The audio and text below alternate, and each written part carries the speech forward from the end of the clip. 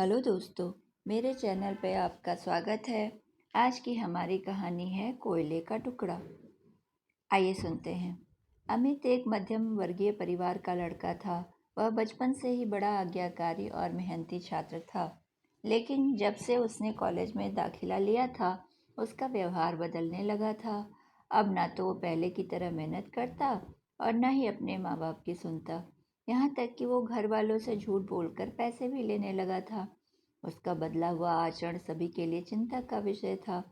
जब इसकी वजह जानने की कोशिश की गई तो पता चला कि अमित बुरी संगत में पड़ गया है। कॉलेज में उसके कुछ ऐसे मित्र बन गए हैं जो उसे फिजूल खर्ची करने, सिनेमा देखने और धूम्रपान करने के आदी हैं।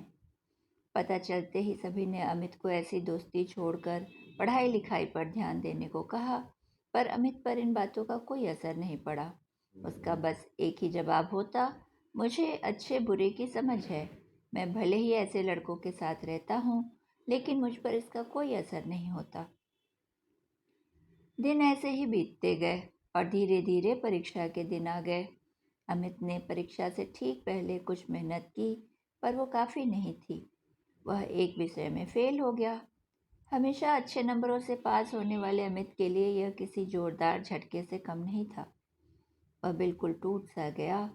अब न तो वह घर से बाहर निकलता, न ही किसी से बात ही करता। बस दिन रात अपने कमरे में पड़े कुछ सोचता रहता। उसकी यह स्थिति देखकर उसके परिवार के लोग भी चिंता में पड़ गए। सभी ने उसे पिछला रिजल्ट भूलकर आगे मेहनत करने की सलाह दी, लेकिन अमित को तो मानो सांप सूंघ गया था। फेल होने के दुख से वो उबर ही नहीं पा रहा था।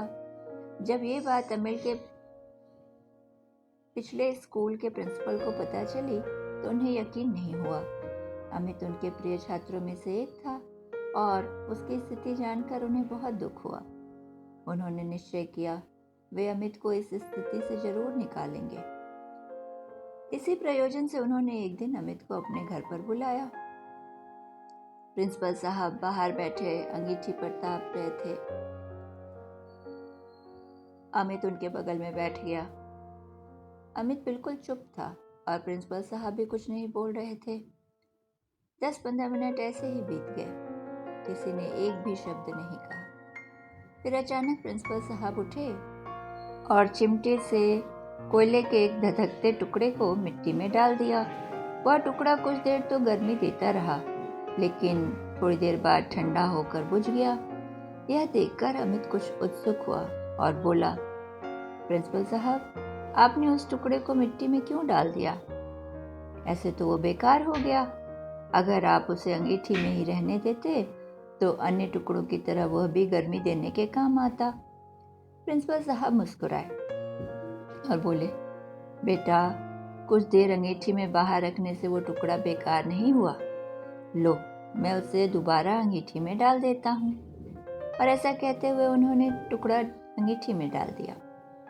अंगीठी में जाते ही वह टुकड़ा वापस धधक कर जलने लगा और फिर से गर्मी देने लगा। कुछ समझे अमित? प्रिंसिपल साहब बोले, तुम उस कोयले के टुकड़े के समान ही तो हो। पहले जब तुम अच्छी संगति में रहते थे, मेहनत करते थे, माता पिता का कहना मानते थे, तो अच्छे नंबरों से पास होते थे। पर जैसे वो टुकड़ा कुछ देर के लिए मिट्टी में चला गया और बुझ गया, तुम भी गलत संगति में पड़ गए और परिणाम स्वरूप फेल हो गए। लेकिन यहाँ जरूरी बात यह है कि एक बार फेल होने से तुम्हारे अंदर के वो सारे गुण समाप्त नहीं हो गए। जैसे कि कोयले का वो टुकड़ा कुछ देर मिट्टी में पड़े रहने के बाद भी बेकार नहीं हुआ और अंगीठी में वापस डालने पर धधक कर जल उठा। ठीक उसी तरह तुम भी वापस अच्छी संगति में जाकर मेहनत कर कर एक बार फिर से मेधावी छात्रों की श्रेणी में आ सकते हो। याद रखो, मनुष्य ईश्वर की बनाई सर्वश्रेष्ठ कृति है। उसके अंदर बड़ी से बड़ी हार को भी जीत में बदलने की ताकत है। उस ताकत को पहचानो, उसकी दी हुई असीम शक्तियों का प्रयोग करो और इस जीवन को सार्थक बनाओ। अमित समझ चुका था कि उसे क्या करना है।